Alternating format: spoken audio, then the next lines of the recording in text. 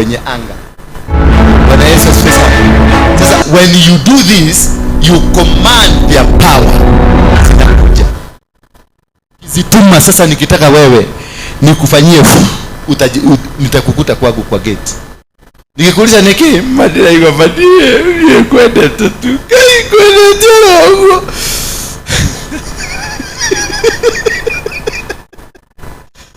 Kolewe kirogaka. Kolewe kora mubada. Ndio hiyo. Nayo hii kwa wale umeona mzee wako, ama hii inawekwa kwa chai ama kwa chakula. Naona mzee amekuja na kakitu, anakuambia ni dawa ya tumbo, ni dawa ya minyoo. Ndio hii. Si dawa ya minyoo, ni kuweka sasa to ferment the power inside kwa mwili. Sasa unakuwa an walking altar. Also ni wanachanjanga mtu. Unajua ile watu wanaendanga wanachanjwa. Pia hii ndio inawekwa kwa chanjo. So from there you become a walking altar. Bwana Yesu asifiwe sana. Hallelujah. Dehure. Wamenijaribu yao yote. Sasa hizi wamenirushia accident. Niliona kiroli kimekuja. Kiroli kikubwa, hii kubwa kabisa. Kimekuja kimening'edheria hivi. Watakufa wao.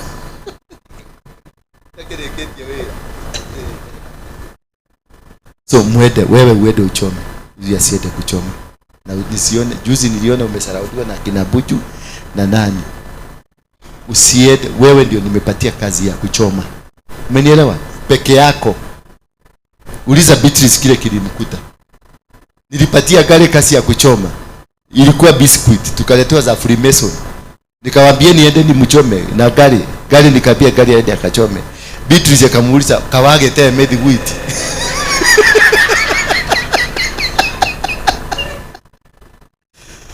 Amurie kile kiamukorire. Leta tena.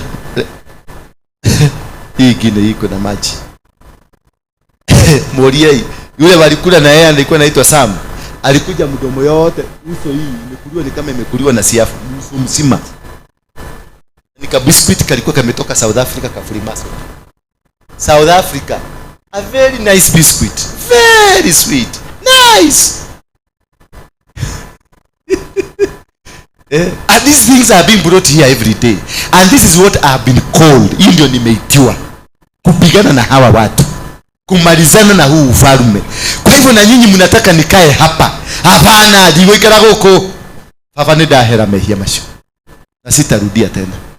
So I'm preparing myself to lose a lot of you. To lose what? And to be so deliberate. So deliberate. Kama ani nikiona you are not fit in my ministry, you are not fit on what I've been called for, I'll just let you go. Nitakwambia, sitakufukuza, niko kwera Alice. Thank you. Thank you for the company. God bless you. Go and find a place where you can fit. Si ndio mzuri? Sitataka kufuka kwa sababu nimeona kujifuga. Hii ndio ilipatana na mtu anaitwa Abraham na mtu anaitwa Lotu. Naitwa Lutu, si ndio? Alikuwa ameambiwa na baba yake, usiende na mtu wa familia yenu. Do not even inform. Go only with your wife. Na wakati alienda kaambia wife, tumeambiwa tuende wapi? Todhieke, dioeko. Hakusema, because he was not told by God where they are going. There was no information. Hakukuwa, aliambiwa jitayarishe, tuende ni kuna mahali, kuna inchi na kupeleka. Hallelujah. Kuna inchi ninakupeleka, mahali nitaenda kukubarikia. Lakini Mungu, the same God, ako na power, angeweza kumbarikia kwa baba yake, lakini akaona there will be much struggle here and this man will never succeed. Because he will be kept na magongona ya baba yake itamfunga, inamfungua, and he will waste time. God works with the time and the seasons. Everything has a season and everything has its own time. When you come out of the season of God, you lose everything. When you come out the timing of God, because you have been told, tumeambiwa tupande mahindi mwezi wa 4, ukipanda mwezi wa 7 itapotea. God is a God of seasons and time. Season. If you miss a season, you miss God. And if you get out of your season, you will not get the right fruits for the season. Bwana Yesu asifiwe sana. And that's why I have to change the way I'll be doing my things. I'll have to change the kind of friends I'm going to have. I have to change the kind of people I'm going to work with, because the season does not allow me to work with some people I've been working with. And it's very important for you. I'm doing this because I'm teaching you. Usikwamilie kitu. If you discover God is not in it, usikwamilie.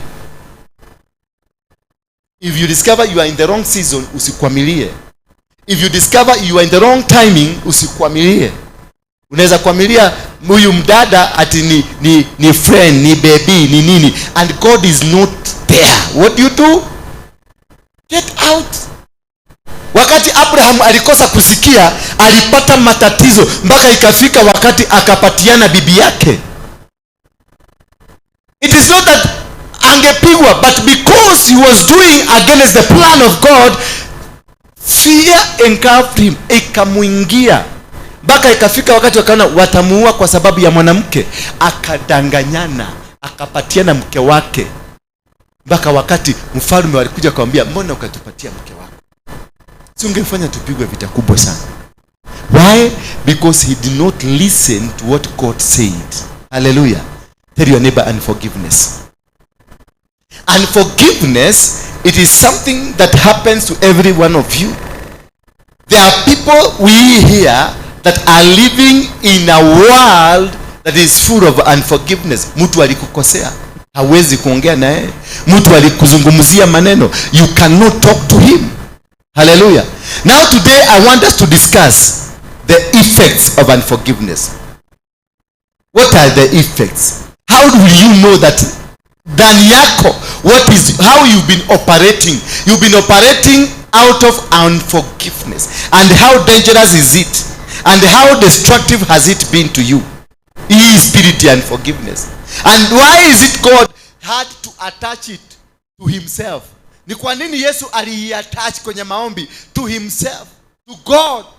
Forgiveness. Forgive us as we forgive those who trespass us. It is a condition that for you to be taken to this direction, this must happen. That you must forgive for you to be forgiven. It is a condition. It is a prayer that has a condition. And this prayer that has a condition, you cannot come out of it because it is conditioned in a prayer.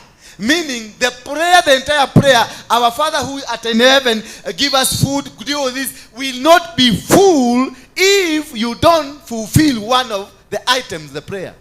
And therefore, forgiveness was placed as an item of prayer, and this is what I want now to look at.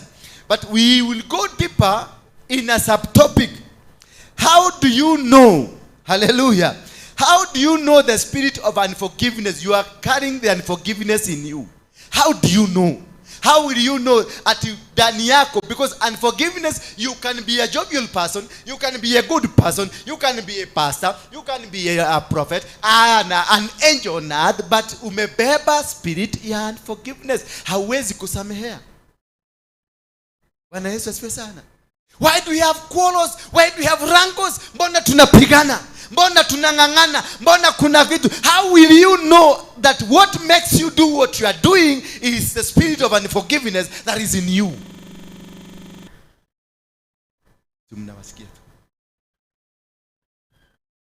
Hallelujah.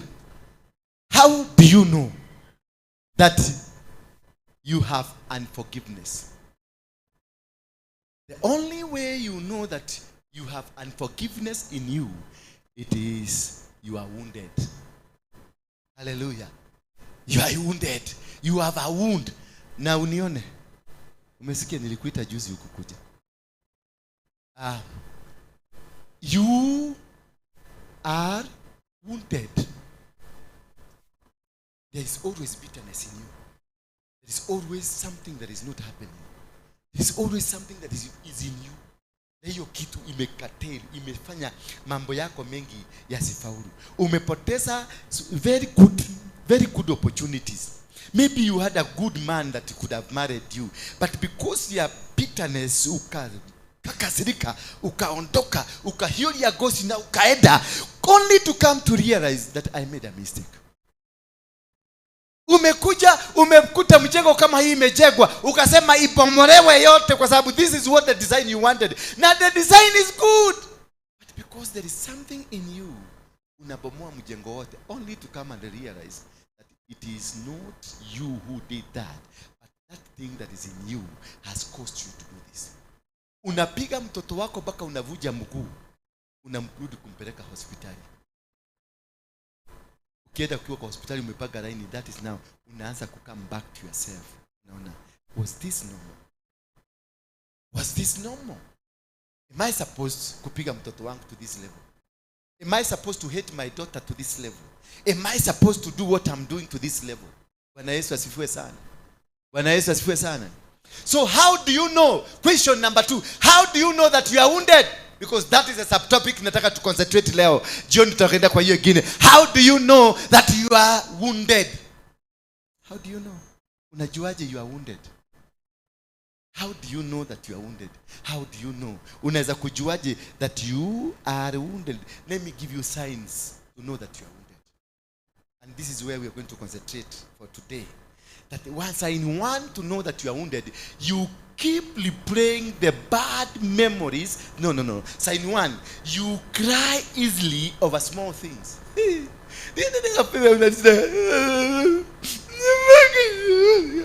You keep crying because your sister has refused to do something for you. Your brother has refused to be there for you. Your mother did not respond. Ulikuwa unaongojea simu haikuingia. Somebody that you wanted to see today, you did not see them. Something that you wanted to happen today, did not happen. Why you now? Because of that unaanza kulia.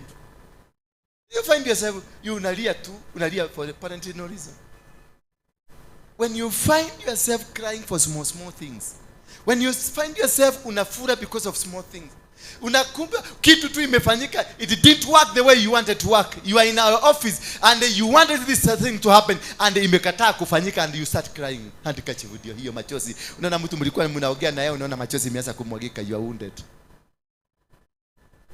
Ukiona mtu amekuja kukuexplainia kitu kadogo tu kwa ofisi, ni kitu ambaye ameexplainia mtu mwingine, lakini alipokuona tu unaona machozi imeanza kuaguka, unaona mtu amesema ni Apostle ni etio ya na hata hajaongea emotionally, unakuta is akona emotions. That person is wounded.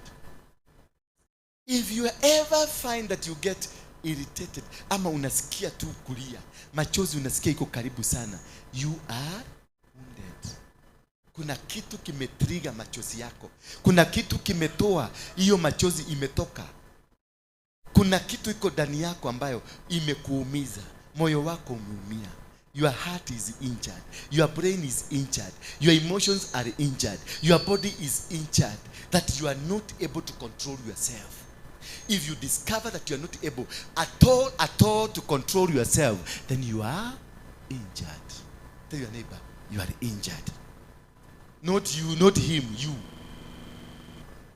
Number 2, how do you know that you are wounded? You lose interest toward things you used to enjoy. Today you get a friendship with somebody, you get a girl like me, now I get a girl, a nice girl, then tomorrow I don't want to see that girl.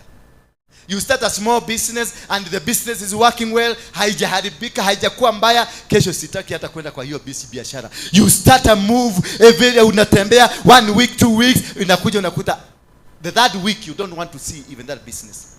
4 or 5 days unaanzisha kikundi na kikundi kinaanzisha na kinaanza vizuri, kinaanza kupanda mzuri. The third week unakuta you have lost interest on that kikundi. When you see yourself in that situation, you are wounded. It is a wound. Kuna majeraha ambayo inakusababisha unakosa kuangalia, unakosa kustahimili kitu. unakosa kuvumilia, unakosa mwelekeo, you lose direction of where the focus was. Unakuta the entire focus ya hiyo kitu ulianzisha imekuwa change towards another direction. Kama sasa hivyo nimewaelezea saa hizi, ni wakati nilifanya study hiyo nilikujua it is mimi ndio wounded. Bwana Yesu asifiwe sana. Mimi ndio wounded, ndio kwa maana nikatoka kwenye vile Mungu alikuwa ameniambia, nikaingia kwenye comfort zone, na hiyo comfort zone imeniletea shida. Because I am also wounded. And nimejaribu, nimefanya calculation zangu, nimejua I am wounded in this area, I'm wounded in this area, I'm wounded in this area. Hello? I am wounded myself. Yes. I see I'm wounded. I am wounded. That is why you lose focus on what you are doing. That is why you be called to come and serve God. Instead of serving God, you start fighting because there is a wound. It is not your problem. There is a wound. Kuna kiroda. Kinoda kinakusubua. Bwana Yesu asifiwe sana. Until such a moment you are out of the wound, you will not be able to concentrate, you will not be able to stick to one successful deal, to one successful way. You will never be able to achieve anything. You will never be able to move in a direction that is achievable. You will never count the achievements. You started, it fails. You started here, it fails. Unaanza kabiashara hapa inafail. Unaanza kingine, you lose interest easily. Because ulikuasika na mtu mmoja tu. Because ulikuasika tu. Ulikuwa unapita tu mahali ukakuasika because you overheard somebody saying. And this has been happening to me. And maybe God has been dealing with what?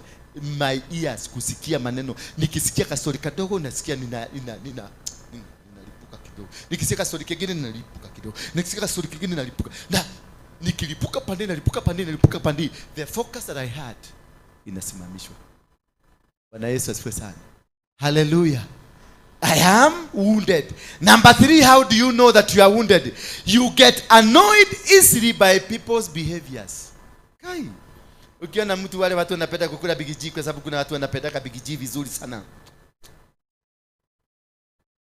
Hapo nafanya ile na inatoka inakuwa balloon. You get so offended. Kuna wengine pia wanajua kukula chakula, hawajui sijui walilelewa wapi. Walilelewa kule Katoli.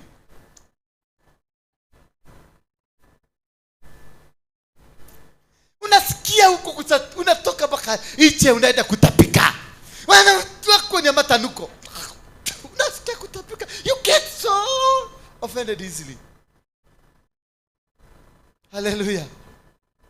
Mtu mwingine amekuja, ile tumafuta amejiweka ka perfume, nika ile kayorada bin Sudan. Na wewe umezoea ile ya Alice, ile inaitwa na Alion, ile inaitwa ile mzuri. Sasa mtu anakuja na Yoranda bin Sudan. Ile hata akikalia ile kiti alikalia akiamuka bado inawachwa hapo. Na wewe kiti yako ni mzuri. Inakaa inawaka na wachwa hapo na ufudo ya 2 days. You get offended. When you discover you are in that line, you are wounded. Hallelujah. Bwana Yesu asifiwe sana. When you discover these people, pastor, they will irritate you. Naona huyu tumutu hapa tuvijana hapa.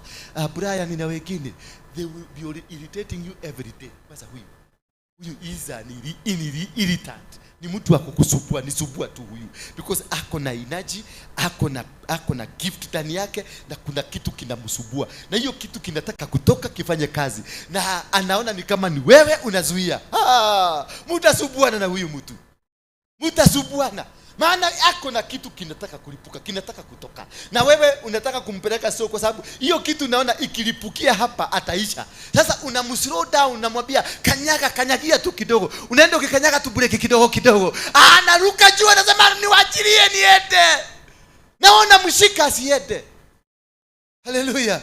That's why sometimes we hold on you. Now you have a gift, but if I let you go, you are going to damage yourself. So I will hold you, nitakukanyagia tu kimakusudi pole. Tunaenda na kuachilia, unakimbia na kukanyaga na fuka na kurudisha nyuma. Because I want you tomorrow to be better than me.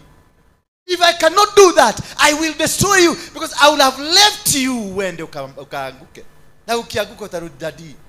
You are saying this. why didn't you help me? Na unamwambia, oh, Morio, ulitaka kunisikia? But now as a father, I have to command it. Hallelujah. Not unless yaende, but I have to command it. Unaona kama shiko hapa, anataka kwenda because anasikia kuna kitu ndani yake. Na unakamata kaba, unafugia tu pole pole. Unamchekesha. Ukiona wakati wake wa kwenda, unaachilia kidogo. Ukiona ameenda sana, unakamata kaba, unarudisha nyuma. That is how we train you. So sometimes don't feel offended nikikukanyagia. Brian, vumilia. Rudisha mori chini kidogo. Mesikia vijana? Shiko, mrudisha mori. I know you are going far. I know you are going far. I know the TVs, the screens of the world. The screens of the world. They will let people see you. But without kukanyagiwa. Kama mtu kekini ni haka kakaku kanaitwa susi haka. Hii ni bomu hii. Sibu simama sisi kidogo tu. Huyu ndio mtoto, huyu ni mtoto yangu. Of the many children. Na wanapendana. So, hii ni bomu. Huyu anakuwa manager KWFT. Ni bomu hii. Huyu ukimwachilia tu kidogo, amechomoka akienda pale, anaenda na aguka tena anakuja. Na akikuja, atakuja na vita. Halo, hata kuja kunyenyekea, atakuja na vita. Ndio apate nafasi akalie kiti yake. Na akikata mpata mtu amekalia kiti yake, anamwambia toka, na aliwacha mtu mwingine akakalia. Na alienda, na kanaenda tena, na akakimbia au nakashika mguu tena na karudisha hapa. Ndio kakue because you can see the potential in her. She want to be like the father. Lakini your father amekuwa chokora. Your father amekuwa mwizi. Your father amekuwa nini? Your father ameuza chang'aa, ameuza bangi. Si unajua tu kule mkuru. Vumilia. Eta ka process kidogo. Hutauza chang'aa na hautauza bangi. Lakini tulia tu nikukanyagie kidogo ukue kama mimi. Niko na experience. Lakini sasa katakuwa wounded. Right now. Kako wounded. Hallelujah. Kako wounded kwa sababu nimekakanyagia kabisa nimekanyaga hivi because I want to produce the best of her. And that is how to keep children and to raise a team, to raise a future. I want to raise a future. Brian, one day you'll be a pastor. You'll be preaching to people in America. You'll be a pastor. You'll be preaching to people in America.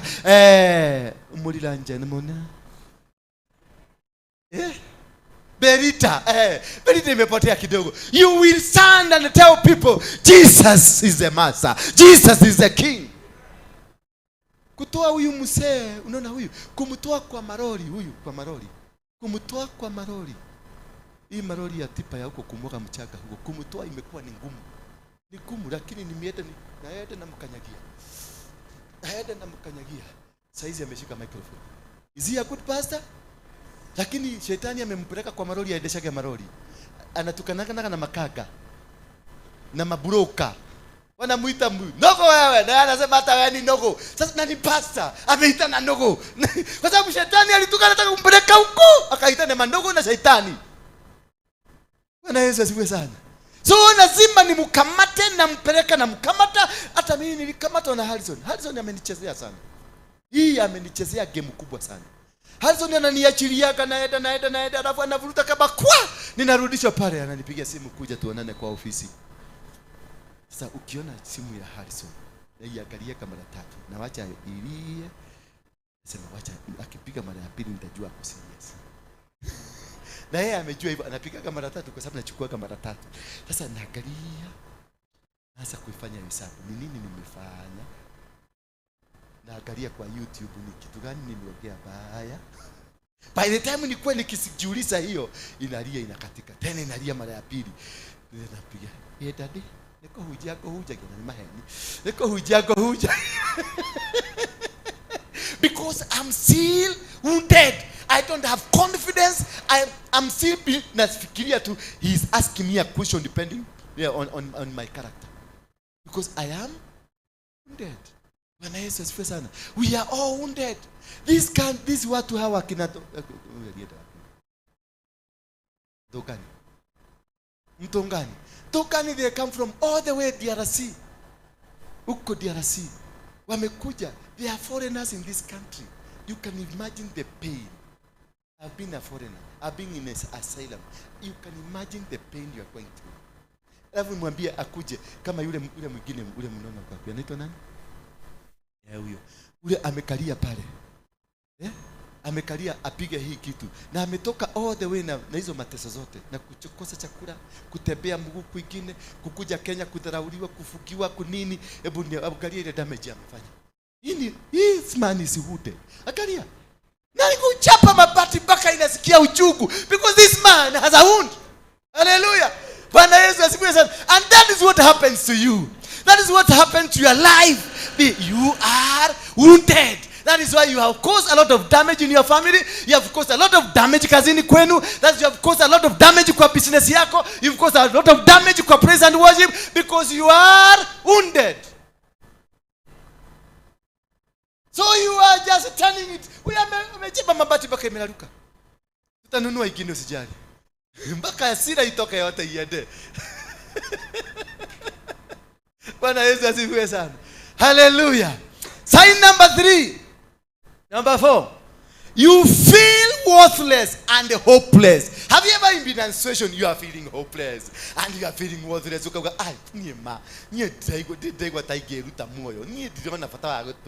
yani ukiingia kwa ofisi unapatiwa kazi kidogo, una feel worthless, una feel hopeless, ni kama you are not delivering, ni kama there is nothing you are doing, you just don't get it.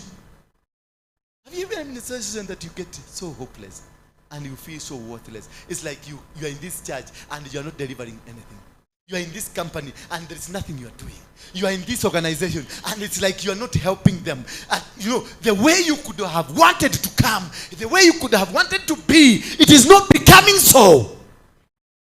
You feel worthless. Hallelujah. You become hopeless. You have a husband that you are not doing. Every time you are finding yourself in mistakes. Every time that your husband will complain.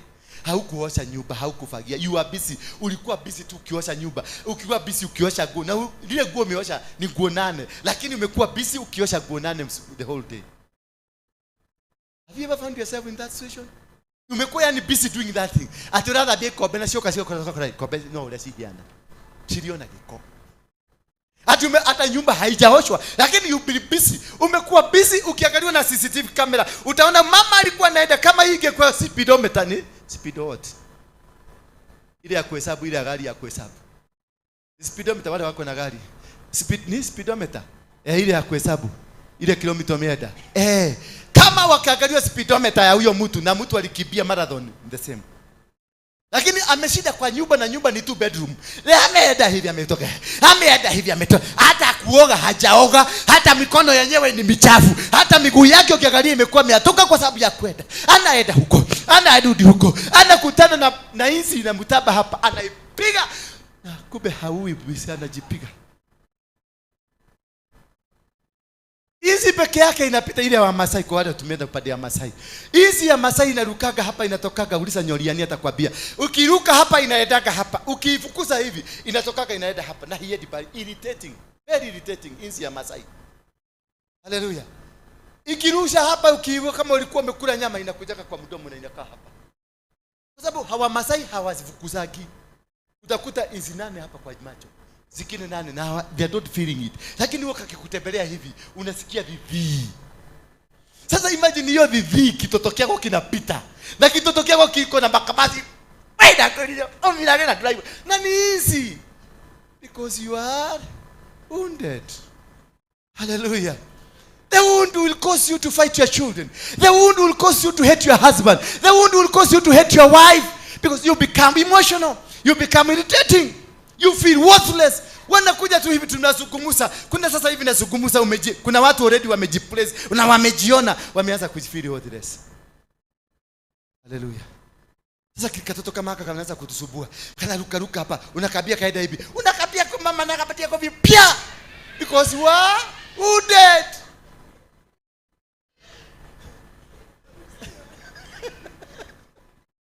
Because you are wounded. All the mistakes that you are making in church is because you are wounded.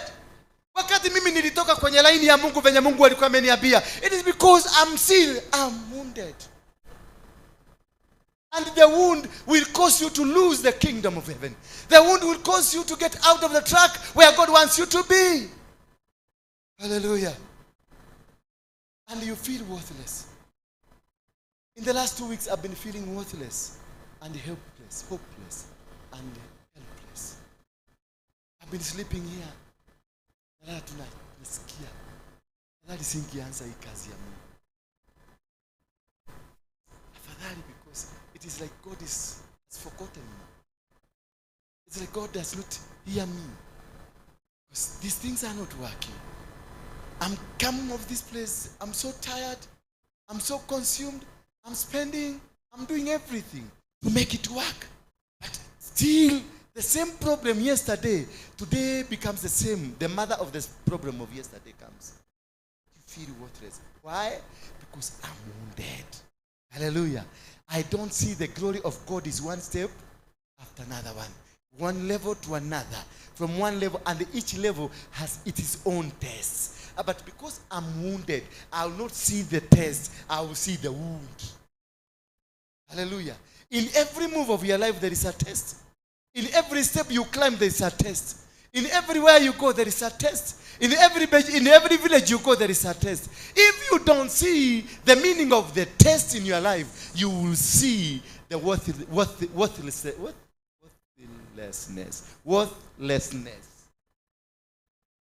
of yourself, hopelessness of yourself. You will see like people hate you. You will see like people don't like you. You will see like people don't want to see you. You will feel like your brother hates you. You will feel like your mother does not like you. Atakuita manie down itedeto. Daddy alikuja akapatia brother yangu shamba. Akaita sister yangu akaenda Nairobi, nikasikia kuna alipatiwa pesa mingi. Akaita, you don't have evidence ya hata shamba moja imepatiano. You don't have evidence ya pesa hata moja. Lakini moshane ile ulitumiwa.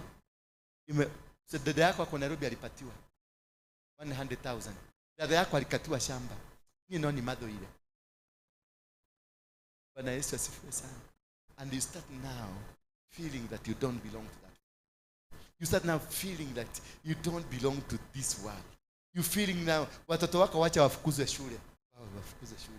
Na wakati watoto wa brother yako walifukuzwa, walikuta baba yako akiwa na pesa. Sasa wako wamefukuzwa when your father doesn't have money. And your father is the only person, the only man you can run to. Daddy, jana siya kwamba nasiya dhukuru for you. Baba kanalia tu baba. Baba kanalia. And you have high hope on your daddy. And your daddy does not have money. Your daddy anainama tu anasikia kulia. Hana pesa, and he cannot be able to explain to you. Then from there you feel. Daddy anakuambia tungoja wiki mbili. Una imagine watoto wako wakikaa nyumbani wiki mbili. Na ndivyo huko wa kilazi hai. Watoto wako wanajulikanaga ni watoto watajiri. Watoto wake hawezi fukuzwa. Hawajai fukuzwa. Now Mungu is testing you. To see how watoto wako wakifukuzwa, how do you behave? Daddy ananyimwa pesa, maneiba wananyimwa pesa. Kwa kabuni nanyimwa. Kwa ile sako una save wanasema lazima utafute watu 10 mkuje na wao. Daddy anakuambia 2 weeks. You feel hopeless. You see for neglected, hated. Unasikia you are worthless. Why? Because you are wounded. I want people to participate. Kama mtaki tuhubiri pamoja niligode utanili yako hujia wewe. Because you are unaongea hivyo. Nisaidie kuhubiri. I'm wounded. Unataka ile marakara. I'm wounded. Bwana Yesu asifiwe sana. Tende kwa namba. When you keep replaying the bad memories in your head. Hallelujah. You keep replaying hiyo kimwanaume kilala na wewe bila kupenda. Kile kilikulepa. You keep replaying the small thing. How your mother alikufanyia, how your brother alikufanyia, how your husband alikufanyia. Venye nilienda hiyo kanisa nikatulitiwa. Venye nilienda hivi wakanizungumzia. You keep replaying. When you find yourself you are replaying. Unarudilia wale watu kurudilia. I hate them, me myself. I hate them because I am mtu akurudilia kitu kimoja. Anakuja kuna watu wanakuja kwa ofisi. Apostle anakuletea bahasha kama hii bahasha, tuandike jina, imeandikwa tithe and offerings, tuandike jina partners. Unamwambia it's okay, no problem, if you feel it's okay. Apostle, hii bahasha, hii jina partner, tutengeneze bahasha zingine ndio tuweke partner. Namwambia ndio. Anakaa kidogo. Apostle, hizi wameandika tithes na offerings. Situote tithes na offerings, tuweke tithe, offering na partners. Yeah, it's okay. Go do so. Anakaa kidogo. Apostle, hapa wameasema tutaandika email ya personal ama email ya kampuni. No, because I'm wounded. I am wounded. Nitakwambia get out of my office. Go. Enda utumie, naambiaga watu tumia akili yako. Sasa umenichokeza, umetumia akili yako excess. Watumia akili yako 50%. Unaenda kutumia kinya 60%. No, nitakwambia go. Hiyo tumia akili yako. Because I am and you are. Yes. That is why you're keeping repeating. Hii ni kitu ya kutumia common sense. Ende uandike venye naandika kwa sababu email zinajulikana. Inafaaga kuwa hivyo. Si uende uandike. Unarudi kwangu kufanya nini? Unakuja kuniuliza ati Apostle, nimeenda huko kwa choo, nimepata haijaoshwa. So you want me to Apostle to end kuosha? Because you are wounded, umeenda umeangalia na umeimagine ni ya nani. Kwa sababu sasa unataka kuja kuniambia ni fulani aliweka huko. Because unamchukia, because you are wounded. Hallelujah. The wound inasababisha mambo mengi inafanyika kwenye maisha yetu. This wound, juzi mtoto wako ameenda hospitali, shule tu amesikia amekula maharagwe. Alikuwa primary, walikuwa nakula chips na kuku ya broiler mzuri kwa sababu ni ile shule mzuri za watu. Sasa ameenda shule ambayo inashughulikia watoto vizuri. Akaenda akakutana na bosha, amekula bosha. Kumbe kwa kikula bosha hautafunagi, zinaendaka kwa tubo. Sasa zimeanza kutembea kwa tubo. Ameenda amesema I can hear things walking. I can hear things walking. Kumbe ni bosha sieta. Niko sererasha na doe bosha netoi. Ale ile uko na sereraki. Alikuja kaniambia dadi niko na H pylori. Hii ni H pylori. Hii ni H pylori. Sikia mpaka ananiambia sikia imeanza kutembea. Kumbe ni kuzoea bosha. Zikae vizuri. Sekondari ni wangapi hawakukula bosha? Tulikula bosha sisi zote. Hajazoea. Sasa ameenda wiki 2-3, amekuja ameniambia daddy the food there is very good. Kumbe ni hawa wanyama wanaitwa bosha, amekula mingi. Amesikia vitamins. Hata sura imegeuka. Ilikuwa vizuri. Bwana Yesu asifiwe sana. And because he is wounded and I am wounded, I went, nilienda shule. Nikatoa ukali sana. Why is my son sick and you cannot call me?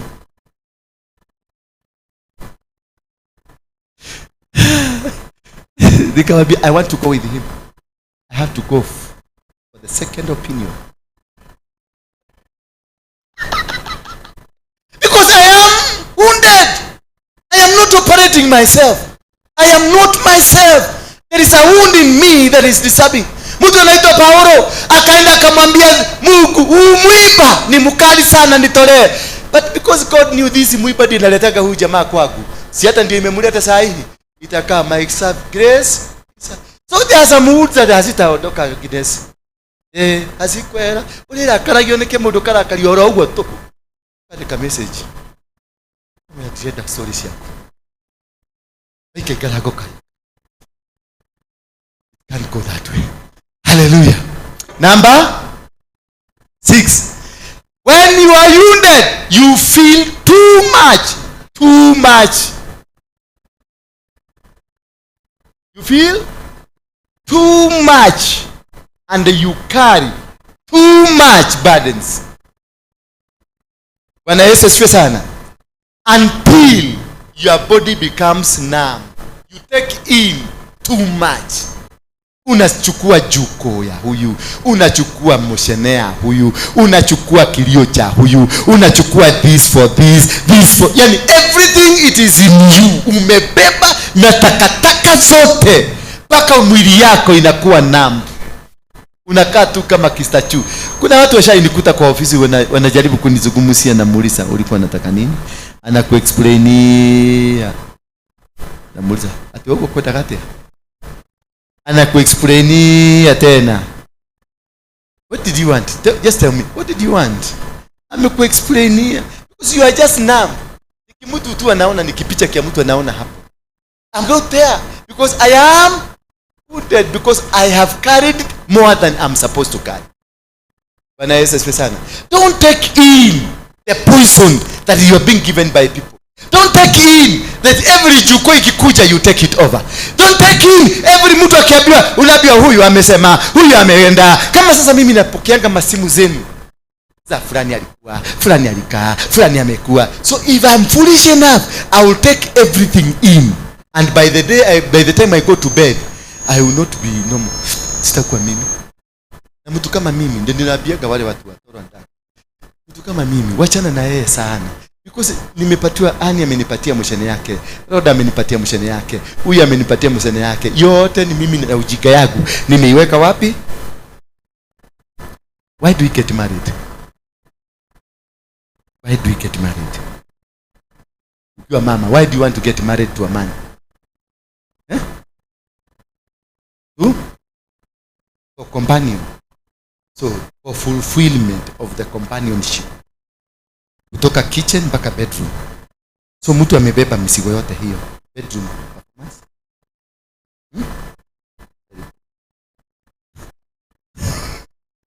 Hata atasahau alikuwa. Bwana Yesu asifiwe sana.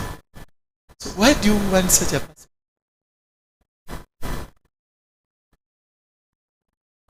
Number,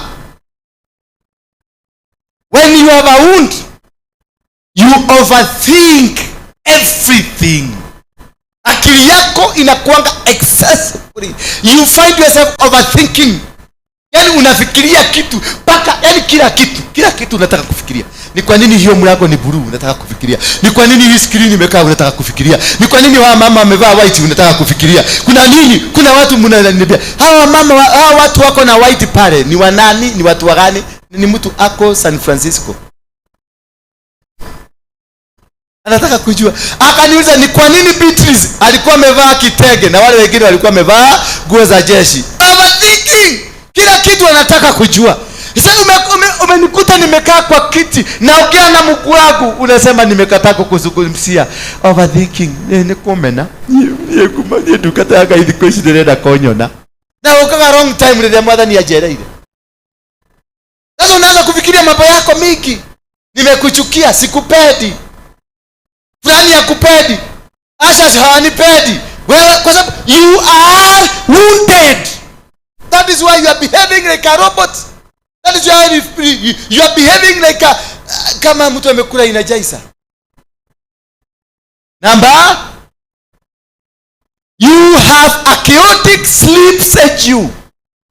When you are wounded, you have a chaotic haumraragi. Kai. Kuna wengine wananiuliza usiku, wananiandikia message saa 8 usiku na wako Kenya. Alafu wananiuliza, kwani hujalala? Namuuliza, kwani yeye unaniandikia kwa ndoto? Wewe ukiandika hiyo uliniandikia ukiwa kwa ndoto? Ati kwani hujalala Apostle? Uko magari, wewe uko magari, wamenya hata ni. Sasa maswali kama hiyo ni maswali ya upuzi. Yeye mwenyewe amekuandikia saa 8 usiku. Amekuuliza uko magari, yeye mwenyewe hajalala ama umeandika ukiwa umelala halisi. Unaandika kama ukilala? Kama ni ndoto ina translate kwa simu inadisa. Apostle, uko magari nani watu hakigwa roshi? You have a chaotic schedule. You don't sleep. Unajikuta saa 8 usiku umejaribu kutafuta usingizi imekataa. Unajikuta umeangalia message zote za mahubiri za kila kitu umeangalia, everything umeangalia mpaka umebakisha kuangalia pono. Yes. Unasikiliza mahubiri wote, unaona wanakudanganya. Sasa unafikiria wacha ni refresh my idea yangu, unaanza kuangalia vitu vya shetani. And that is how now the hour of the devil. Sasa hiyo ndio unaanza kuangalia, unajikuta huko. The next time you become addict because your sleep is chaotic. You don't have sleep. Hauralagi hata kidogo. Saa 12 asubuhi ndio unaanza kushikwa na kausigisi. Ndio kanaanza kukuja. Na hiyo ndio unafaa kukuja. Kwa nini? Kuhudumu kanisani. Because you have a chaotic agenda of sleep. You don't sleep. Number, and all this is because you are all this is because you are You can be wounded by who? By your husband, by your wife, by your son, by your daughter, by a church like this one, by a business, by where you are working, by your boss. They can wound you by the original. Ile kijiji umetoka, ile maisha umelelewa, inaweza kusababisha. Umetoka hapo umeenda America. And nobody, maisha inabadilika. Because you are told in America is of a land of honey and what? Not a miracle. Ukienda huko nakutana, it is a land of stones and the snow. Sasa ndio unajua hujui. Hallelujah. Nilienda huko nikapatafuta na brother yangu kasi moja ya washman. Sasa hiyo najua nilikuwa nani Kenya. Nikamwambia my brother, ugadweke washman. Ananiambia nikakumbuka kwangu kwa nyumba niko na security G4S, wawili wa mchana na wawili wa usiku. Nikamuuliza, sasa nitakuwa nikifanya hii kazi ya security? Ananiambia yes, it's well paying. Nikamuuliza tena, wewe wa security? Akaniambia yes. Weke washman. Yes. Nikamwambia sifanyi. Akaniambia basi kama hiyo utafanya wacha nikutafute. Nikamwambia nilikuwa diplomatic, nikamwambia hii pesa ni kidogo sana. Akaniambia wacha niuze, kuna my friend mwingine hapo na kazi mahali alikuwa amesema nimtafutie mtu. Akapiga. Tukaenda kwa nyumba mzuri kama hii, hoteli kama ile Intercontinental. Chini ni hoteli mzuri sana. Tukaenda huko tukakaa, tukakunywa kachai, alafu tukakuwa asha, tukaambia tupande. Tukapanda juu ghorofa ya 3. Tukaingia huko tukakutana na friend, akaniambia my brother akaambia huyu jamaa, huyu ni brother yangu. Si unamjua? Utradhi magamono. Ile bado ile twaitunu ato taidhirie tokihota ahotani wewe jabaito. Wewe jabaito utawira. Fanya kazi sasa paka turudi huko tulibalete ji yetu. Sasa kaniambia, "Oh, you are ready? Let a document." Kaingia kwenye system. Kabla tuende sasa nikuonyeshe kazi. Nikaona amevaa kabuti ya white kama hii. Nikaona amevaa gloves, akaniambia vaa gloves. Mimi nikavaa, nikafikiria sasa ni kazi ya udaktari. Kutoka hapo tukaenda. Kuingia tu hivi akavuruta kisanduku kimoja. Nikaona kimuntu kimefanya hivi. Niangalia, akavuruta ingine kama acha. Tukatoka mbio. Tulitoka mbio. Nikamwambia hii wachana nayo tu. Kama hii italibaleti ichi yangu acha ika.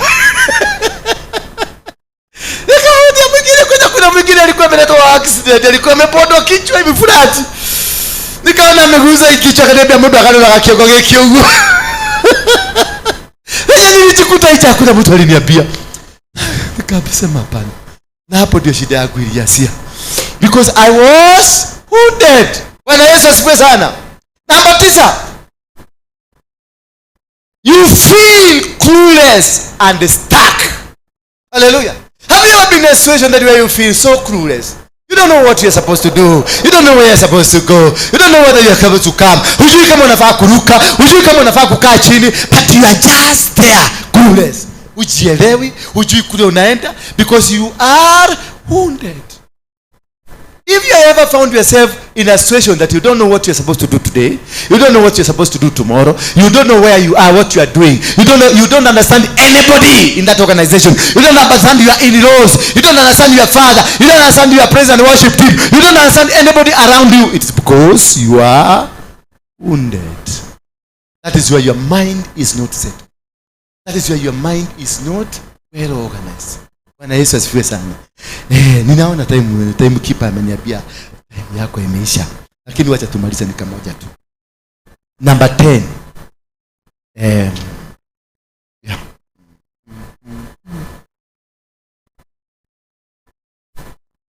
Umefika namba? Jamaliza. We are going to 10. Yes. Number 10. You feel so emotional and sensual. So emotional and sensual. Yani in everything you are doing, unakuta mtu anakulipukia na ujue anakulipukia kwa nini. Munaletane juu mpaka anasema ulimuuza. Yani just you become emotional for apparently no reason. kaigwa kinyakoro.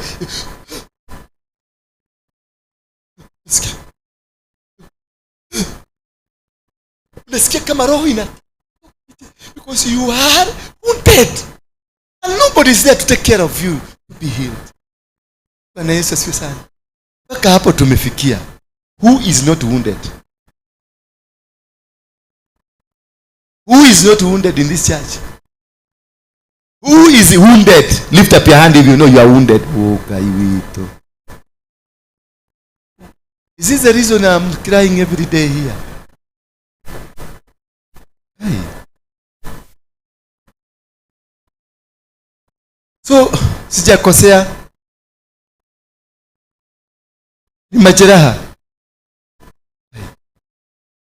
Be healed in Jesus' name. Hallelujah. That from today, every one of you will be healed. Right, stand up on your feet. Tusimame kwa miguu yetu tunapoimba wimbo huu moja wa uregesho. Hallelujah. Na shika sadaka zako. John nitafanya deliverance on that topic.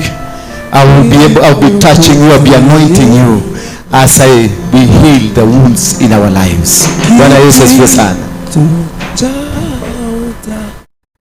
Kaso nizame kuoshwa umo iji itotauta. Kaso nizame kuoshwa na msifobwa kwa nilionime pataya kwa so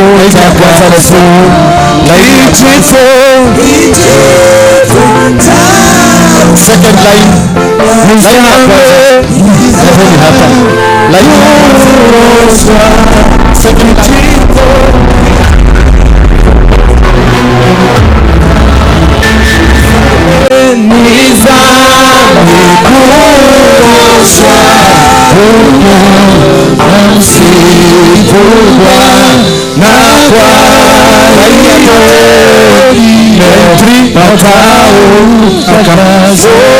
na msifu Bwana na hiyo nimepata utakaso. Kijito cha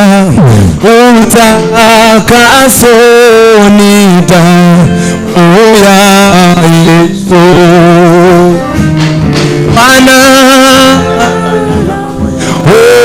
uwezo kunipa wokovu. Bwana na uwezo kunipa wokovu. Bwana na uwezo kunipa wokovu. Kijito cha nizame Bwana kuoshwa. Kijito cha nizame kuoshwa na Bwana na msifu